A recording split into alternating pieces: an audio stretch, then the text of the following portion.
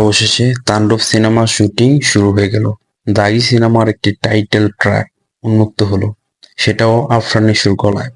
এবং শাকিব খানের অন্তরাত্মা যে সিনেমাটা, সেই সিনেমাটার একটি গান জুবিন নটিয়াল গেয়েছেন। এই তিনটা বিষয় নিয়ে আজকের ভিডিওতে কথা বলবো। চলুন শুরু করা যাক। প্রথমে সে দাগির কাছে। দাগি সিনেমায় আফরান নিশো তার নিজের কণ্ঠে একটি ভয়েসে গান গেয়েছে, এগুলো কিন্তু খুব ইমপ্রেসিং ছিল এবং নিশুর ভয়েস ওভারে তাকে দেখতে খুব দারুণ লাগছিল। এবার আসি হচ্ছে শাকিব খানের অন্তরাত্মা সিনেমাটার কাছে। ওয়েল, অন্তরাত্মা সিনেমাটা যদিও 2021 সালে মুক্তি পাওয়ার কথা ছিল, সেই সময় শুট করা একটি সিনেমা। পরে সিনেমাটা কেমন লেগেছে, একটি কথা বলতে গেলে যে 4-5 বছর আগে সিনেমা, এই সময় এসে তারা ঈদে রিলিজ করছে, এটা হাস্যকর, বাট ইট ওয়াজ ইমপ্রেসিং। কারণ এই সিনেমাটা যে এত ভালো হবে বা এই সিনেমার প্রত্যেকটা কাজ এত নিখুঁত হবে, সেটা আসলে কেউ কল্পনা করতে পারে নাই। বাট তারা, যারা এই সিনেমাটার প্রমোশন ম্যাটেরিয়াল ক্রপ করছে, তারা মোটেও ঠিক করছে না।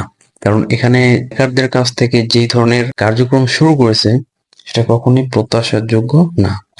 যেমন তারা যেই টিজার কাট করেছে, ট্রেলার কাট করেছে, এটা কখনোই একটা সিনেমার জন্য সুন্দর এবং আউট অফ মার্ক হতে পারে না।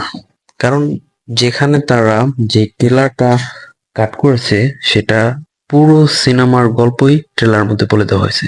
সেক্ষেত্রে এইটাকে আমি ইমপ্রেস করতে পারছি না। এরপর যদি বলি যে এটা গান কেমন হলো, জুবিন নটিয়ালের কণ্ঠে গানটা খুব দারুণ লেগেছে আমার কাছ থেকে। এছাড়া এই গানের লোকেশন, কালার গ্রেডিং, ক্যামেরার কাজ সবকিছু ছিল দুর্দান্ত। ওয়েল, এবার আসি তাণ্ডবের কাছে। তাণ্ডব সিনেমাটা রায়হান রাফি এবং শাকিব খানের দ্বিতীয় জুটি সিনেমা হতে যাচ্ছে। এখানে সাবিলা নূর সহ আফরান নিশোকেও ক্যামব্যাকে দেখা যেতে পারে, এমনটাই নিউজ পোর্টালে ঘোরাঘুরি করছে।